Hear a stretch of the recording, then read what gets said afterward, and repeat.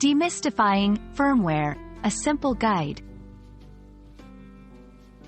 Hello, English learners. Today, we're diving into the world of technology to understand the term firmware. If you've ever been curious about this word, you're in the right place. Let's begin. At its core, firmware is a type of software, but it's distinct from what we commonly refer to as software applications. Firmware is the specific set of instructions programmed onto hardware devices, allowing them to function correctly. Think of it like the brain of a gadget, helping it to perform its tasks. The term firmware is derived from the words software and hardware. While software is easy to change and hardware is typically rigid and static, firmware sits somewhere in between. It's firm.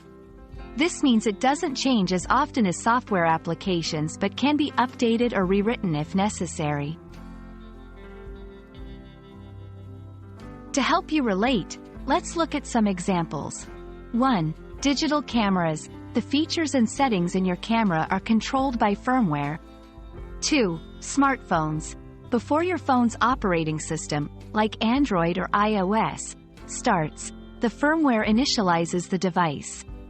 3. Computers. The basic input-output system, BIOS, that starts up your computer before your operating system loads is a type of firmware. Remember, these are just a few examples. Many electronic devices around us use firmware to operate. Occasionally, manufacturers release firmware updates. These updates can 1. Fix problems or bugs from previous versions. 2. Add new features or improve existing ones. 3. Enhance the security of a device. It's usually a good practice to update firmware when an update is available, but always make sure to follow the manufacturer's instructions to avoid any issues. There you have it. Now you know what firmware is, where the term comes from, some examples of it in everyday life, and why updates can be crucial. We hope this video shed some light on this tech term. Keep learning and stay curious.